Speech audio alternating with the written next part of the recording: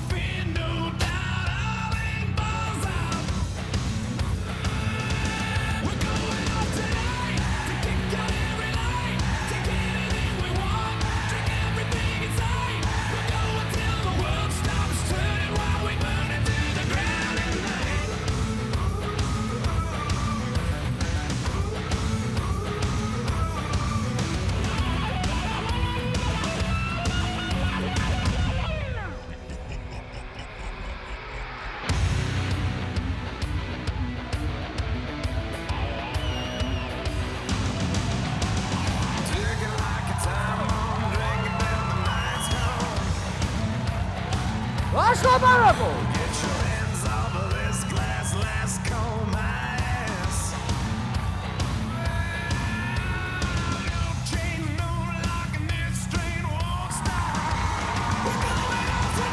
გამაგებინე!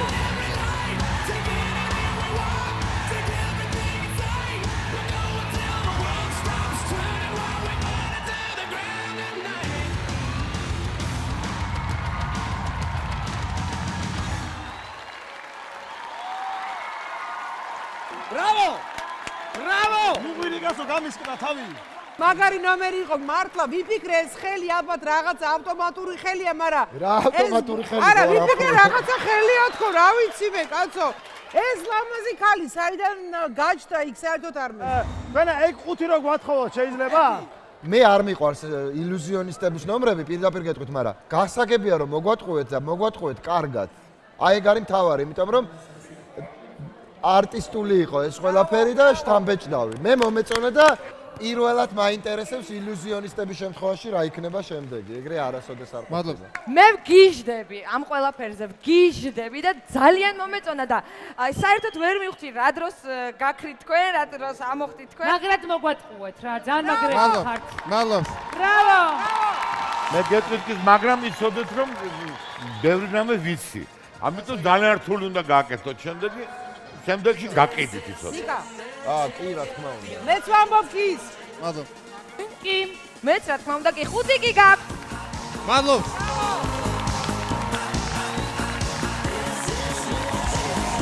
ეს საყვარელი მამაშვილია. მე მჯდარ ვარ იმაში 22 მაშინ გამختار ვიყავი მართალია.